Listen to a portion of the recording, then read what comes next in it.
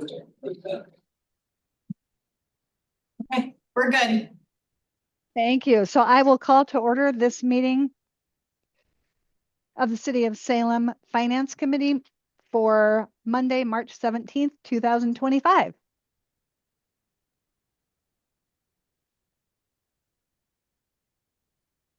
And do you want us to identify ourselves? So Deanna Gwen, Chair. Julie Boyd, Mayor. Jay Matthews, alternate usually, but today in the game. Thanks for stepping up. Those of you in the room, you want to go first and then we'll come online. Absolutely. Josh Eggleston, Chief Financial Officer. Callie Leinerbach, Budget Manager. James Morton Hess, budget analyst. And Shemai Thomas, Admin Analyst. Tammy Stars, Public Works Engineering. Ben Haney, Public Works Engineer. Kelly Blake Schmidt, Management Analyst, Budget Office. Ian Atchison, City Attorney. Alan Gannon, City Engineer. That's everyone in the room. Jenny. Oh, sorry. I'm Sure. sorry. You know what? It might work better for somebody else to chair since I'm not in the room. If someone wants to take over for that, for me, that would be great. Shall we move to identifying folks online? Yeah, Jenny Matichek, Chief Accountant. Krishna Namburi, Interim City Manager. James Winslow, Assistant City Engineer, Public Works Engineering. Marla Alvarez, Public Works Financial Manager. Okay. Awesome.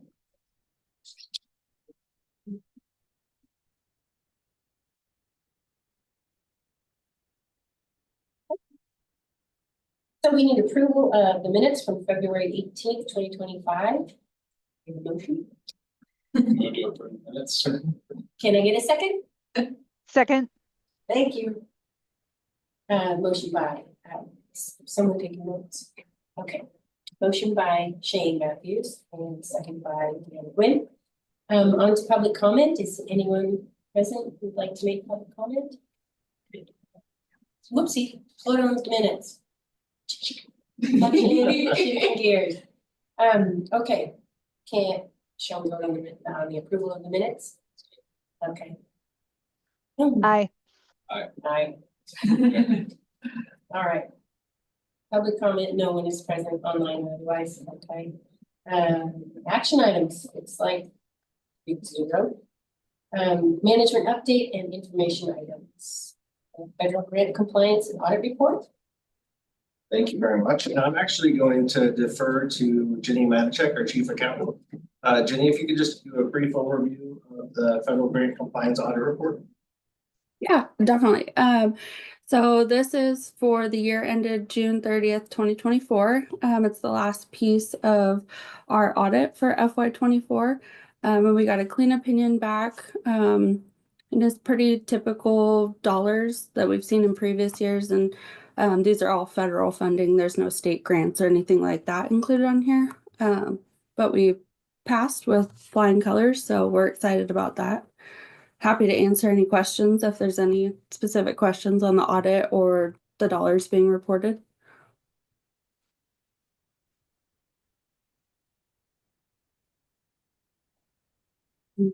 Questions?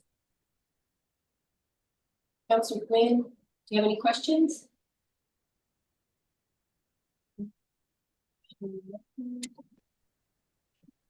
And Councillor Tigan, for the record, is on as well. Hey, everybody. Sorry to be running a little late. Well, first, kudos to everyone who wore green. I know I did. Tried. Yeah. Mistake. Good job, Paul. Councilor Tigan is present, and we were just looking at the, sorry. The federal grant compliance audit report. Paul, did you have any thoughts or questions or input about that?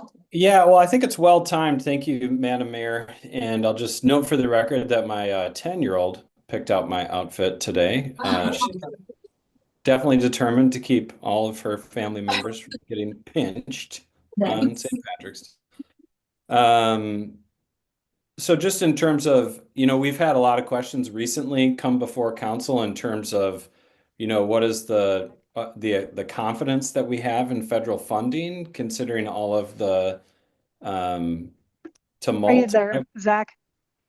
That we've had at on the federal level. So to be honest, like the thing that I took from it is like, well, it's nice to have an accounting of all of our federal grants in one place.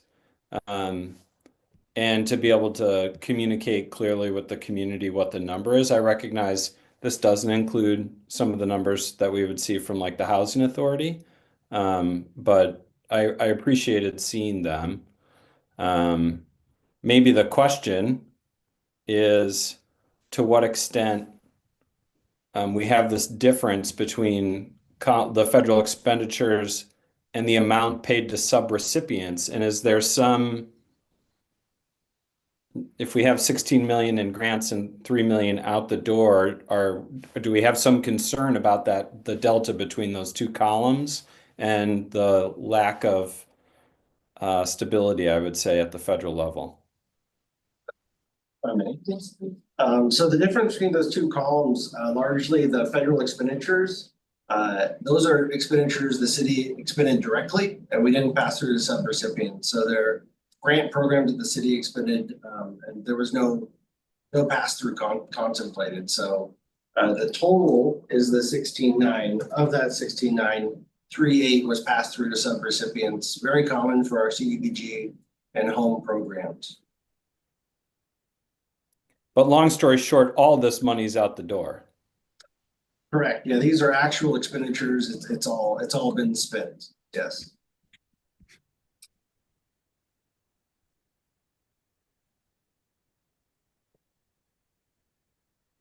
So I guess the follow-up question, sorry, is, do we have an amount for the amount of federal funding that hasn't been spent or sits in our account as something that we think is going to happen? Yeah, I appreciate the question. I think there probably is some carryover funding. It's usually fairly minimal. We do a pretty good job of making sure it's either here to be spent or here to move on to a subrecipient. There is always some timing delay, especially with CDBG and home. But that one specifically, the Urban Development Division will be coming back with a report. They adjust that annual plan every year. So that'll be coming to council directly.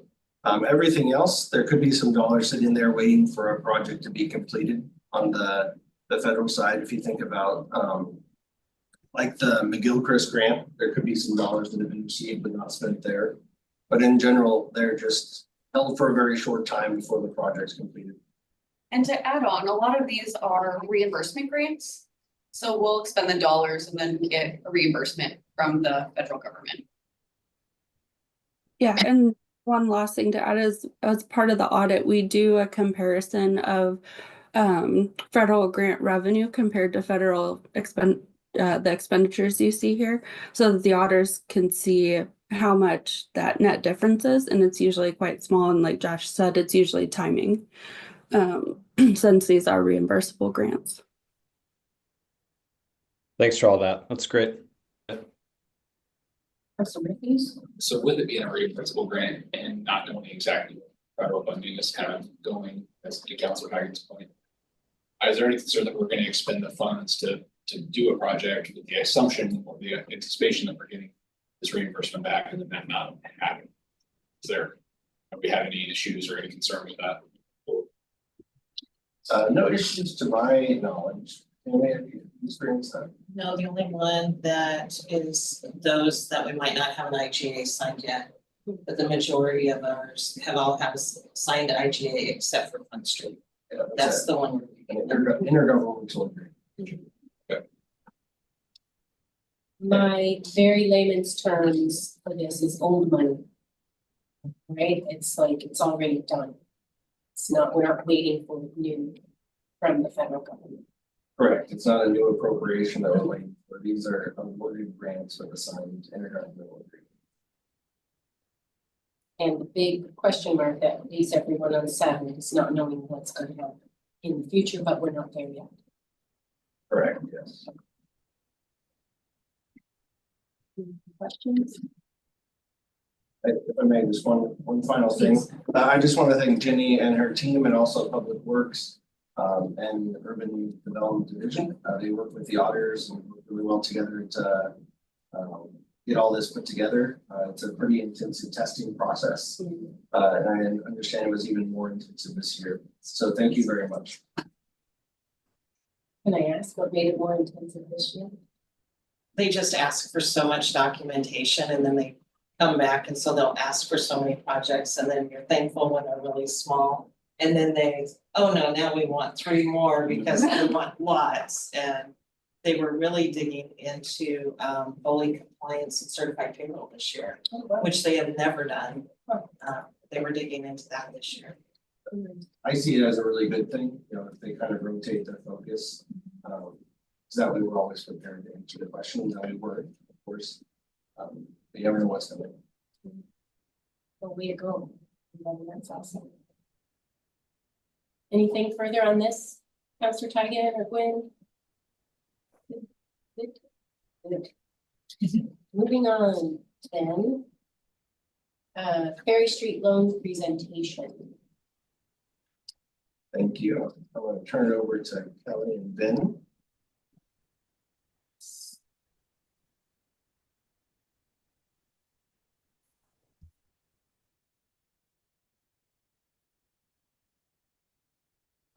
So Ben and I are here to talk about a cross-departmental kind of project and something we wanted to let you guys know about that will be coming to the full city council here in April, and it's for a Ferry Street pump station. Partially forgivable loan through the Oregon Department of Environmental Quality. So Ben is going to talk about the engineering side of the house, and then I'll talk about the financial. Go ahead, Mr. Engineer. Sounds good, thanks. And again, my name is Ben here, program manager in Public Works, and like Kelly said, just give you a brief overview about what the project is, if we get to the more details. So the Ferry Street pump station is a sewer pump station downtown, and it serves an area at the south portion of downtown, collects the wastewater, pumps it up so that it can go gravity from there to the town of Lancaster. It was constructed in the 1950s, and it's right at the intersection. Little photos kind of covered there. Ferry Street, Trade Street, and Front Street. So right where that split or merge happens there. When it was constructed, it was in a nice safe location, but really needs constructing the Front Street bypass. And this is basically now kind of out in the middle of the street. The pump station, probably when it goes there, it's completely underground. The bottom picture, that is the pump station access right in that median. So, you know, at this point, the pump station is 65, 70 years old. It is very dangerous to maintain for operators because of its location and unprotected from traffic up there.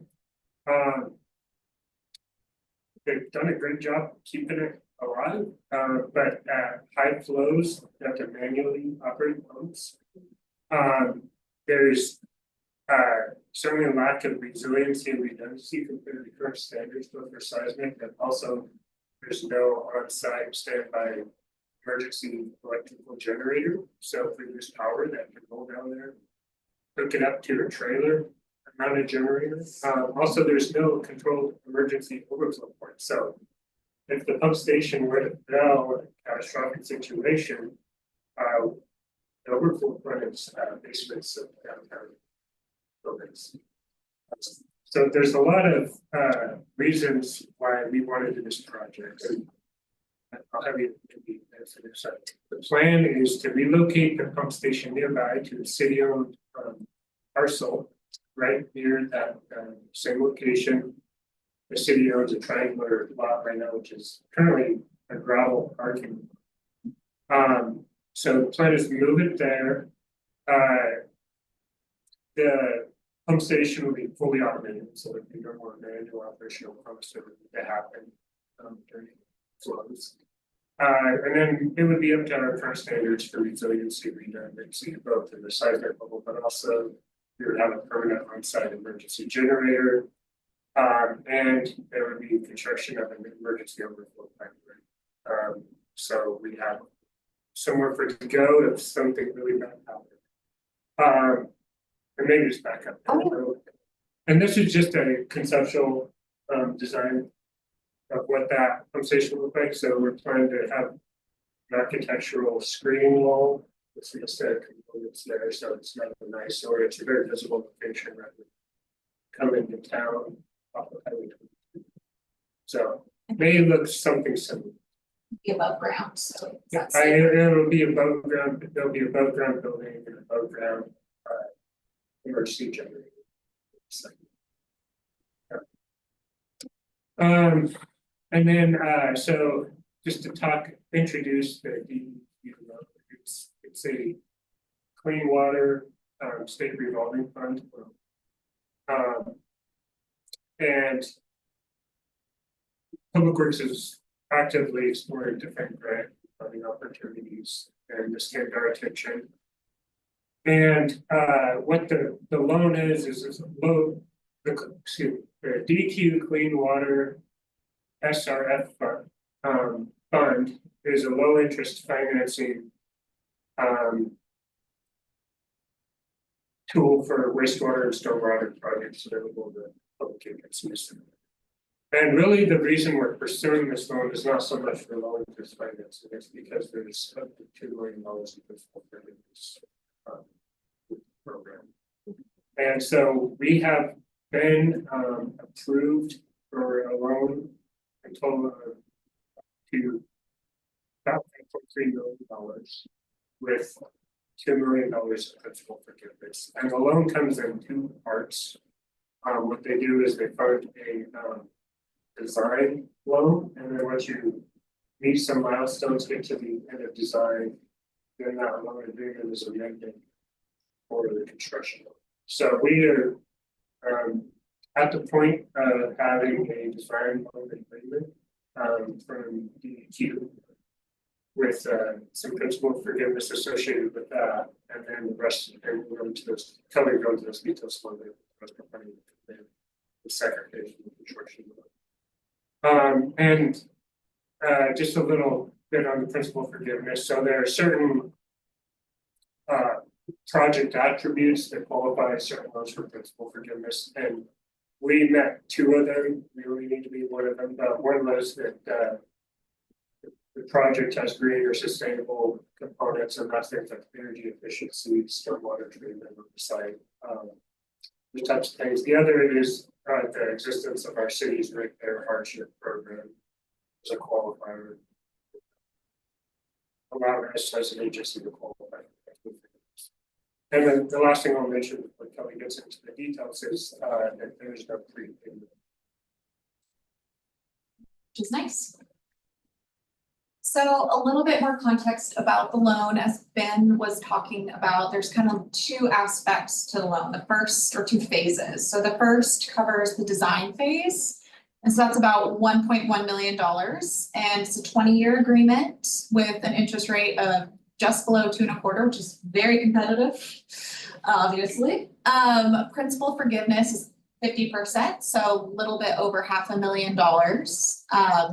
And then it's a reimbursement loan. So essentially, we would get that back to us through a reimbursement once this first phase of the loan is signed, this design loan. And then the second phase is the construction phase. So that would be the remainder of that almost $5.3 million that Ben was talking about. And of the principal forgiveness, we would have just under $1.5 million to get us to, between both halves, that $2 million figure. And then similarly to the first part of the loan, it's a reimbursement. So once the construction loan is signed, we would be able to begin that, we'd be eligible for reimbursement.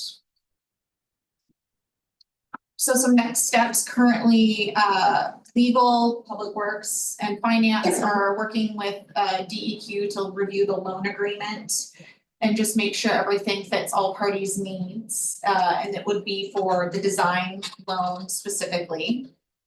Kind of skipping ahead to that last bullet, what we would essentially do in talking with DEQ, what would happen is when the design phase was starting, we would reopen that agreement and add the language about the design aspects of the loan into that agreement. So it would all operate under one agreement.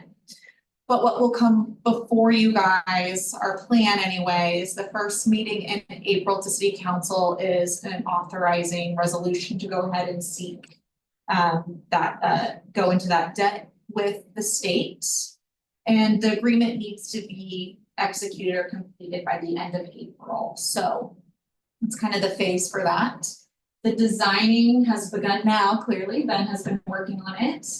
And the construction would begin in 2026 with completion in early 28. So that's kind of the project timeline.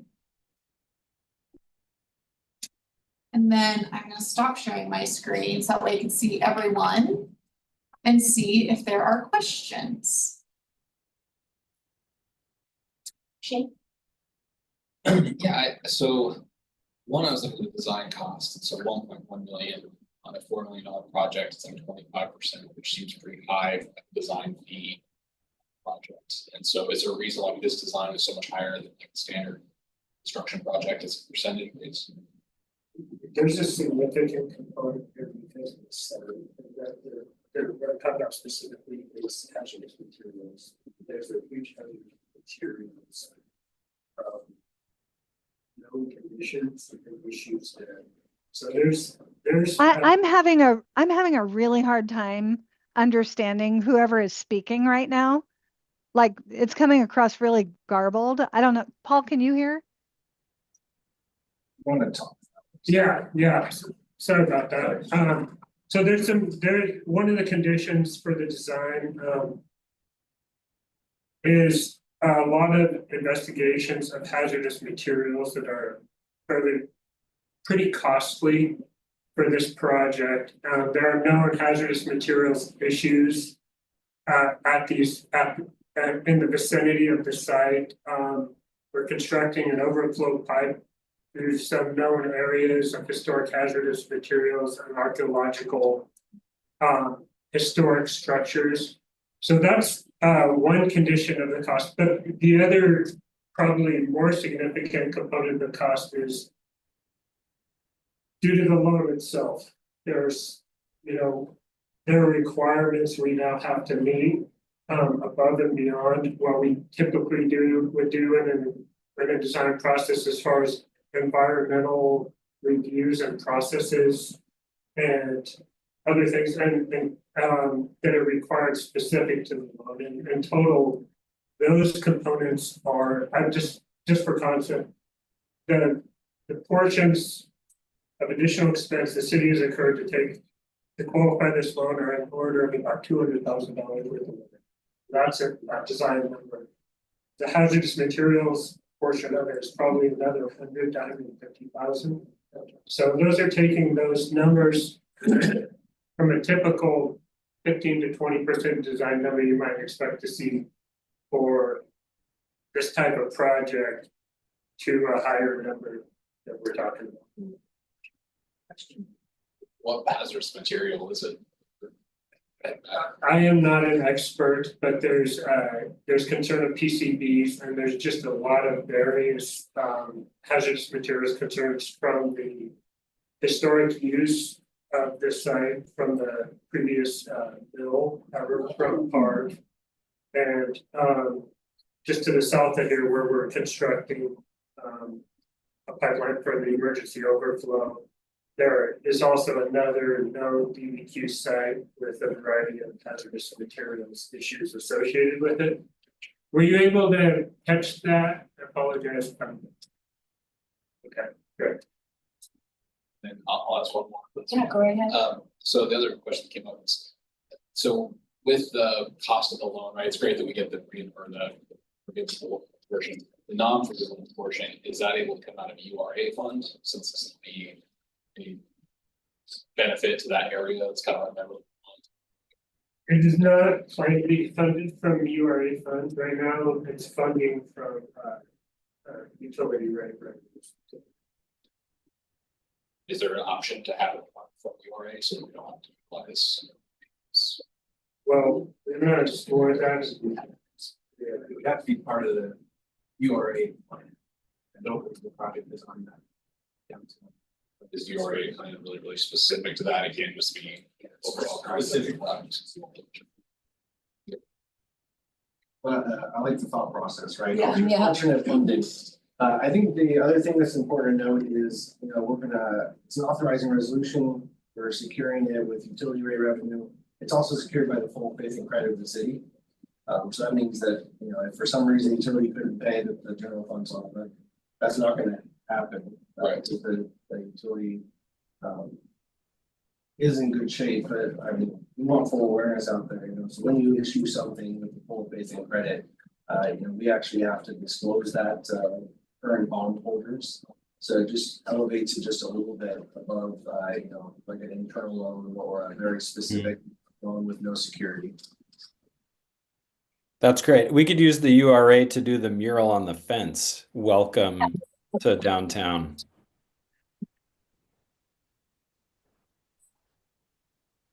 Any other questions, Paul or Councilor Quinn? I really appreciate the presentation. It seems like an important project, and it's great that there's a loan from the state to make it happen. Yeah. I was going to say, this seems like the kind of thing we should be doing. Improving our infrastructure and bringing it up to current needs. The fact that people have to go underground in that area to fix it is kind of crazy. But that was somebody else's approval a long time ago. 50s probably. Seems to make a lot of sense to me. So thank you for all your hard work on that. So you guys should see something on your agendas the first meeting in April. Perfect. Thank you. All right, moving on to the CIP update. Thank you. I want to introduce Tammy Stars with Public Works. She's going to be walking through this CIP update. Thank you. Good afternoon. Always enjoy sharing. So our purpose of the CIP, just like to remind everybody, is we are create a transparent CIP process, establish a risk-based priority list. We match that priority list to a limited resources in a thoughtful and responsible manner. And we consult with the internal CIP review committee per council policy C9, and that is the finance committee. So that is new this year. So this year, there's 157 projects programmed, $404 million. We have some priority projects in the utility that added about 25.2 million. And then our R&R repair replacement of our underground infrastructure, we have 24.1 million programmed over 5 years. Our highlights are funding in the livability bond. There's about $158.9 million. Our rate transfers are $153.6 million. In years 4 and 5, we're not fully programmed, so there's about 10.7 million left that we can program, and we were anticipating holding that back for those high dollar projects that need to be funded. So we're holding that back in years 4 and 5. There's about 27 million in SDCs, the system development charges. We have 51.8 million in state and federal grants. The general fund has programmed 1.2 million. And the urban renewal agency about 25.1 million. And the developer delivered projects are about 8.8 million, and that's what's covered by those system development charges. So actions at the committee, so we have committees set up for every infrastructure, water, sewer, storm, parks, urban renewal. And the actions that we've taken this year are we've revised the scoring criteria to better reflect our infrastructure categories, where before all of them had the same criteria and they had different maximum points. So transportation had a maximum score of 120, utility might have had 80. And it just didn't make sense. We had a lot of questions. So we revised our scoring criteria. It maxed out at 100 points. We updated a lot of our project estimates for our rehab and replacement projects. We held strategic meetings to prioritize those high priority utility projects, and we began those funding discussions. We programmed funding based on workload resources. That was a little bit different this year, where before we've always programmed all the money. This year we didn't. We also have worked on an automated CIP request form for citizens. On the website is going to go live this month, so very excited about that. And this is a picture of Union Street, so just wanted to say that was Union Street that was completed. I always like to point out some key projects. These aren't all the projects, just some key projects that are in there. In parks, we have Bailey Ridge Park development, Fisher Road, some electrical improvements in Riverfront Park. We have the Gear Park Shelter Sportsville Dog Park, and they're also working on this skateboard park. And Bush's Pasture Park Maintenance Building. In stormwater, we have the 16th Street culvert replacement, the Chambers Swell restoration at Bailey Ridge Park, McGillcrest, another culvert replacement at Clark Creek. And then Center Street storm drain replacement and Deer Haven culvert replacement. In transportation, we just were recently awarded 2 grants for pedestrian and school crossing. One is at Leslie Middle School and one at Market at 15. And then we have the 2020 pavement R&R that we're going to be bidding soon. Again, McGillcrest Street corridor improvements. We're working on phase 2 right now. It just came under bid by about $3 million, so that was great. That's great. And then we're in designing phase 3 right now. And then a developer reimbursement is Mildred Lane street improvements. Urban renewal, not a lot in there. I think just because of funding and the tax increments, funding is down. So these are the only 4 projects in there. It's Gaffin. The streetscape improvements, we continue to see 4 million per year for the next 5 years. And then Portland Road, some street improvements and water line improvements that are going to go along with the bond projects. Then we have Willow Lake. We're going to put in a chiller in the process support facility. We have some repairs to the outfall diffuser. And then clarifier improvements along with the secondary digester cover. In water, the Franzen Reservoir liner and cover, it's reached the end of its useful life. The Guerin Island filter resanding program. So I believe there's 7 to 9 filters. We're going to resand one every year, not in the first year, starting in the second year, but we're funding all 5 years. So that program will continue. The Guerin Island flow maintenance, Marine Drive water line, that's going to connect with another bond project, along with the Portland Road water line. Wastewater, Center Street brick sewer, I believe council just approved that mid-year project. Fisher Road sewer main replacement, that's part of the bond. Waldo Wildwind, that was another one, another mid-year that just went before council. The West Salem force main evaluation and repair, and the force main evaluation program is also funded. Buildings and other is the Civic Center seismic improvements. The enterprise resource planning replacement. We have some vehicle lift replacements.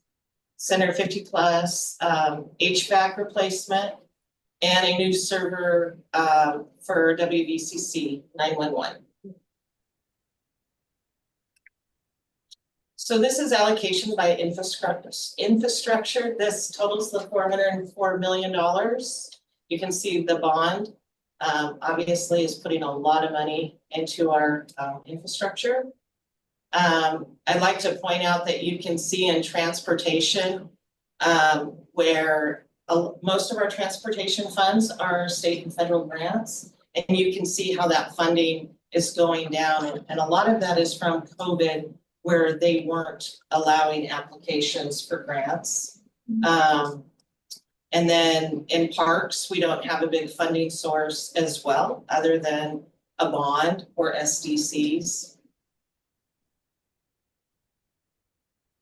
So this year. Can I interrupt you for 1 second? Just go back to that. Mm-hmm. Well, maybe you're going to address it in the challenges and solutions. Okay, go ahead and ask your question. Well, I guess I want to double check my memory. So for year one of the CIP is always funded in the budgeting process. Is that still correct? So the column here, 2026, those are actual dollars that'll be budgeted? Yes. And trying to go back to another slide, very little of that comes from the general fund. Exactly. Okay. But can you tell me, I didn't see, and maybe it just went too fast, but the $7.5 million at the airport, can you explain what that is and where the funding for it comes from? The funding, there is a little bit of funding. I don't know right off the top of my head. It is for a runway rehabilitation, taxiway rehabilitation. The majority of the money, about $6.5 million is FAA money. There is a $150,000 grant, state grant, and another approximately $159,000 from the airport fund. Okay, great. I believe we were told about that just a few weeks ago, and of course, but thank you. Okay.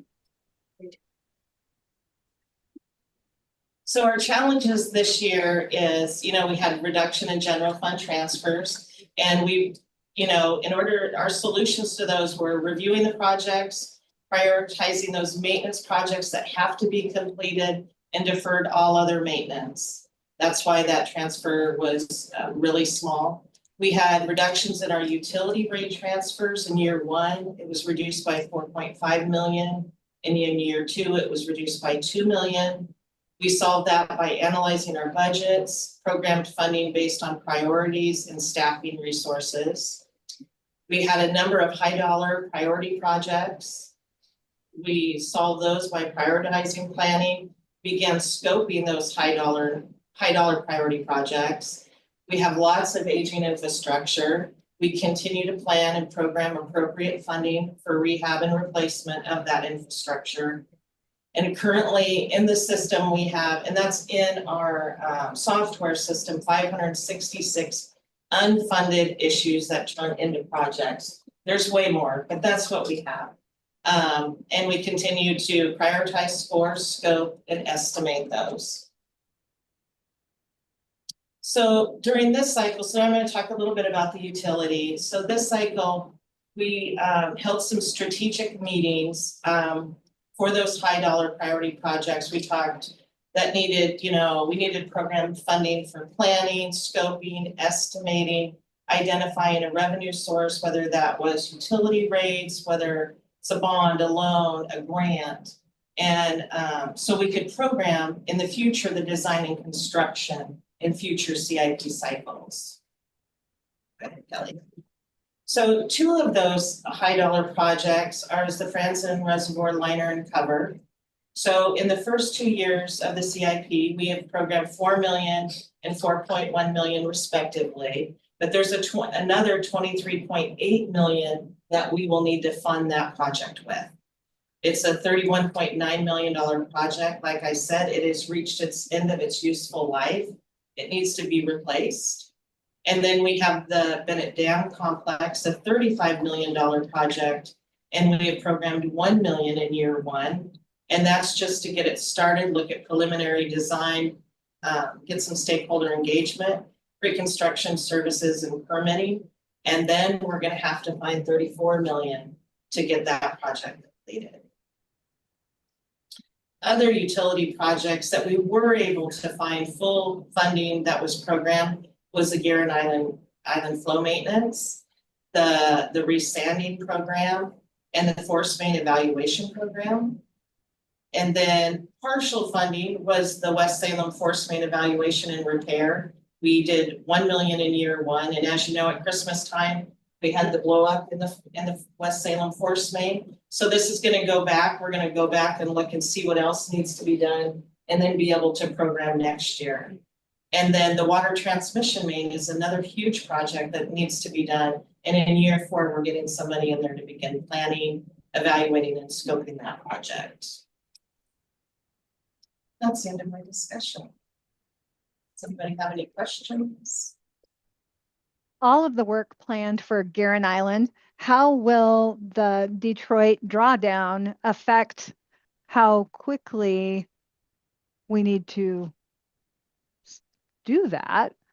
And yeah, I guess that's first question. I'll answer that. Yeah, I'd be happy to take a reply at that one. So the drawdown actually brings even more, so the projects that Tammy just listed are needs that we have regardless of what happens with the drawdown. If the drawdown proceeds, there's more work we need to do to give ourselves alternate ways of getting supplies. So primarily trying to build out some additional groundwater resources, wells on the island that we can draw more water through. And what we'll have to do if they go forward with the drawdown on sort of the fastest schedule is reallocate some of the funding that you just saw to go towards those priorities and make us, get us able to do whatever we can to get through those early years of the drawdown. One of the reasons why Guerin Island is funded partially is through that time when we anticipate the North Sandy Dam will be very turbid from the drawdown. We won't be able to make as much water as we're likely consuming in town. And so Franzen Reservoir becomes a very important resource at that time where we need to rely on storage in that reservoir to make up for the difference in what people are using and what we're able to produce. If we lose the cover in that reservoir, then we've lost all that storage. So we want to try to acquire the liner material as fast as we can so that if we are in an emergency situation, we can mobilize as quickly as possible and try to get that new liner. That would take, again, reallocating some of the resources that you've seen here and mobilizing to make that happen sort of on an emergency basis. The reason why we haven't put all that in projects is because we just don't know what schedule the drawdown's going forward on or when it will happen. And so it didn't make sense to necessarily tie up all that money right now until we're doing it. So this is what we will do, and it will help us meet the needs at Guerin Island to deal with the dam replacement that needs to happen. The flow mitigation project that Tammy mentioned will get us between now and dam replacement to hopefully help maintain supply to the island. And then moving on to the transmission main from there. So a lot of needs there that are the same either way. And we'll just have to sort of put everything on hold and reallocate the drawdown that happens on a fast time schedule. Prioritize on the fly. That's right. We have a small amount, it didn't show up in the presentation here, we have a small amount like 500,000 to help us with that well development to at least get started if we need to prioritization. Hopefully that Thank you for that. Yep, thank you for that. I had one other question on the Mildred project. You said developer reimbursement, what does that mean exactly? That's with the SDCs, with the system development charges. So when a developer comes in and puts in infrastructure that's required and they go above, you know, so if it's required an 8-inch and they put in a 12-inch, we reimburse them the difference between the capacity. So system development charges can only be used for capacity increasing projects. So if it increases capacity, then we can use that money. I can add to that a bit too. So for the example of Mildred Street, where there's residential development going on out there, they have Mildred is the boundary to their project. They have a responsibility to build a certain width. They're building a wider street, and so the SDCs can reimburse that extra width they're building as part of their project. So I guess my question is, so does that reimbursement go back to the developers then? It does, yes. So Okay. they, So like, sorry. no, so I know in that area, there was, I think, a reservoir or something where developers had to pay for that initially. And have those reimbursements? There's a pump station nearby there, yeah, that was just Oh, recently okay. completed, where they're submitting their costs now for reimbursement. So the way it works is they build the project, they submit their costs, we review them to make sure they're all appropriate and for what they were intended for, and then we issue that reimbursement. So how long would it take for a developer to get reimbursed? I mean, are we talking it's a year or two, or could it be 5? It can I'm be just curious. Yeah, it can be a year or two, just from the time of finishing the work, them assembling their costs, putting them all together, us going through the review.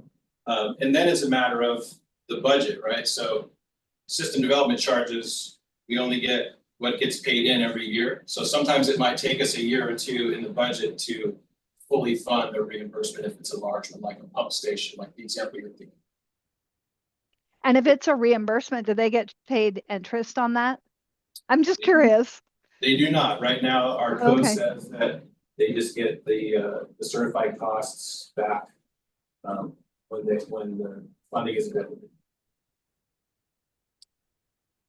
Thank you. So just so I'm clear, when we ask them for what we're needing, right? So like if it's an 8-inch pipe that's supposed to go in for capacity, but we want a 12 to replan, we go to them and ask them to put the 12. Yeah, typically it's a condition of their land use. So it's, the master plan says we need a 12-inch water line through this development. They would only be responsible for an 8-inch for the residential in that particular development. But the land use condition will typically say build a 12-inch and this percentage is, or the oversize is reimbursable. Yeah.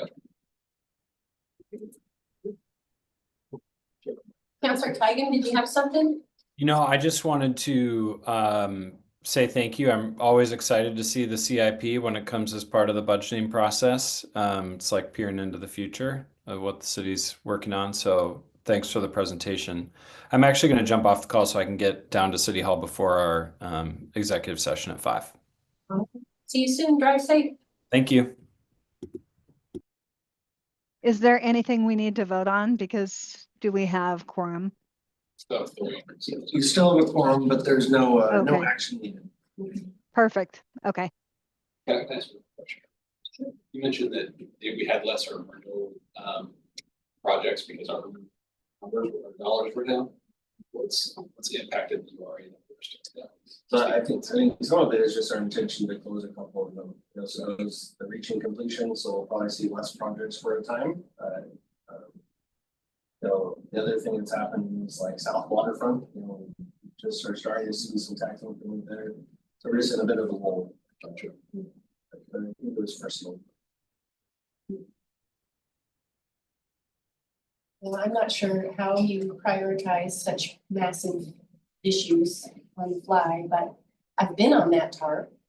Almost, I was told if I wanted to go on it, I needed to take a rope. Life jacket. Yeah. Cut your way out. And if you haven't been up there, it's huge, it's massive. I don't know how many, maybe football fields with TARP, it's a lot. And yeah, so, and it's obvious it's failing. there. Little islands of greenery, plants and such. Yeah, so that would be a big loss if we have the issue with the drawdown. It's a strange thing to have to operate in a bunch of unknowns, isn't it? And we're like, well, what is going on? But I'm excited about the Army Corps coming. Yes. In April. They're gonna come tour Garen Island in early April to, I think, we're gonna get them for our facility and we're gonna maximize it, so that would be a good chance to meet them. Yeah. And really show them how serious the situation is. I've got that on my calendar. Forward to that. Any other thoughts or questions? I have one more question, and that is Bailey Ridge Park. When will that happen? And I'm only asking because I have friends who keep asking me about, and it's not even in my ward, but I have friends that keep asking me about Bailey Ridge Park.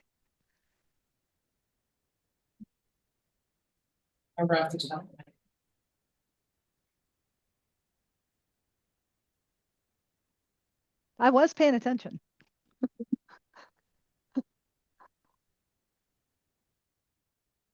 So it has 400,000 more going into it in year one.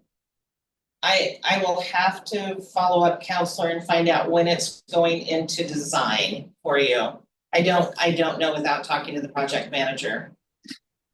I'd appreciate it. I know a little bit about this, and in some meetings, it is in design currently, and I believe the intent is to go to construction in summer 2026. Until we get that fancy spreadsheet of timelines and projects. So for the bond fund, Yeah, Oh, that's fun. it's just, we just did that for the bond. Okay. Really the best tool for that right now is the CIP that shows. Thank you. But we can maybe work on a graphic way to show that every time, so. I don't want to give you any more work to do.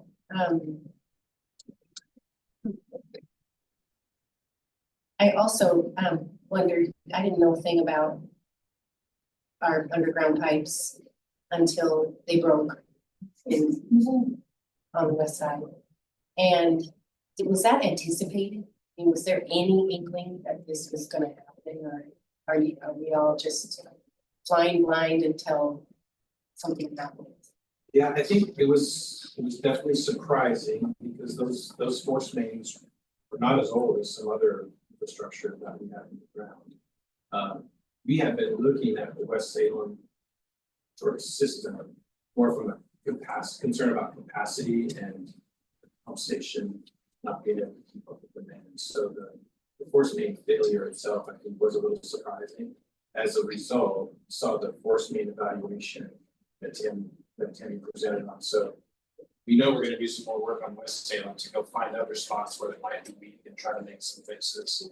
But we're also going to start looking at all the other force mains in town, all the other pump station pipes, pressurized pipes, to see if there's any other sort of areas out there waiting that might, hopefully we'll catch them before they surprise us. And and not to interrupt, but I know from what I've heard, touring Garen Island, that there's a lot of pipe between there and here. Correct. That leaks Yes. quite a bit Yes. also, so So there's much to do. And I know we're about out of time. Are we okay to move on and try to finish up? Is there continued business? Is there new business every day? Anything further? If not, we're adjourned.